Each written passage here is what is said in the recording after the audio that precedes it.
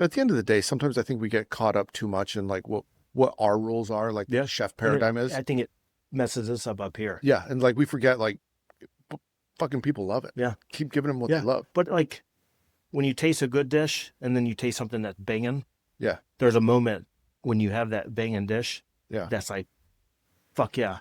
yeah. So if you have that dish and you can do it, Don't do it. take it off the Yeah. menu. Yeah, it's Or great. like, People come back for it. yeah.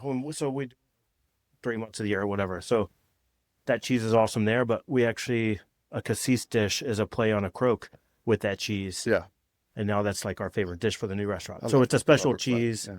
And the guy that makes it, I mean, it's pretty stinky, I but I mean, you still should love have, it. Yeah, like, I threw TSA yesterday, even in Wisconsin, the guards were like, ooh, like, yeah, yeah. it's like, you know, but it's awesome.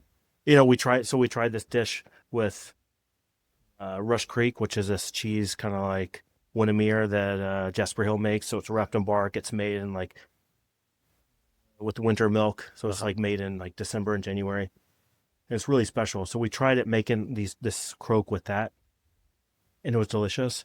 But then I was like, let's try it with the raclette. We love this cheese, and we love the couple that makes it. And it's like, oh, this is banging. And it's like, it's awesome. I mean, you're right there in Wisconsin. I mean, people fucking love cheese up there. I mean, they love cheese, but like I said, like going to the market, bushels of peppers, cucumber, everything.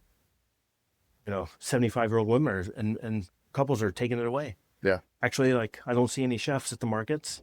I like fight with them. yeah, But then like I walk away with, we buy all of our produce comes from this one market, like everything.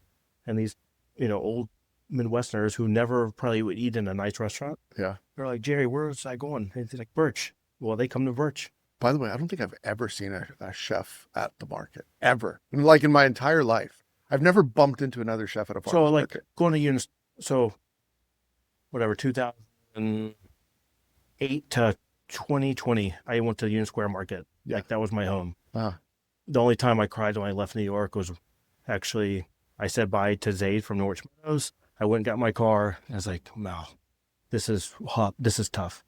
It was like, this is a part of, this changed my life and how I think. mhm. But you go to that market at 7 a.m. and it's like, you see Dan Barber, you see everybody. Really? It's pretty cool. Like everyone, Everyone's there, huh? Shopping for. like shopping, trying to get there. Like Lonnie is one of the coolest farms.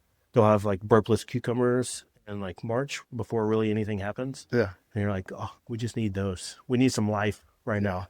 yeah. So yeah. You're lucky, man. I've never bumped into another chef at the farmer's market. I'm lying. I probably have, but it's just funny because there's a lot of chefs that do it, and there's a lot of chefs that say they do it and they don't do it. Which is like, when our job was on your show, I think he said like, great food should be part of a great restaurant. And we already said that sitting here. Where like, to me, people ask me, oh, what kind of restaurant is Birch? It's boring and sucks to try to say because it's like what everybody says. But our food is like really driven by produce. Like I think Magnus Nilsson said like, you can't make delicious food without great produce. Right. And like, to me, it's so easy.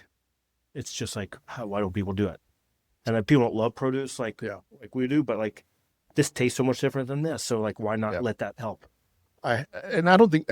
I think part of it is because I don't think people know that. Like I think they know it, but they don't really know it. And there's a moment for me as a chef when I was in San Francisco. I was going through the farmers market, and I was with a group of chefs, and there's a grape vendor, and they're like, "Hey, try this grape." I'm like, I'm all right. I've had a grape before.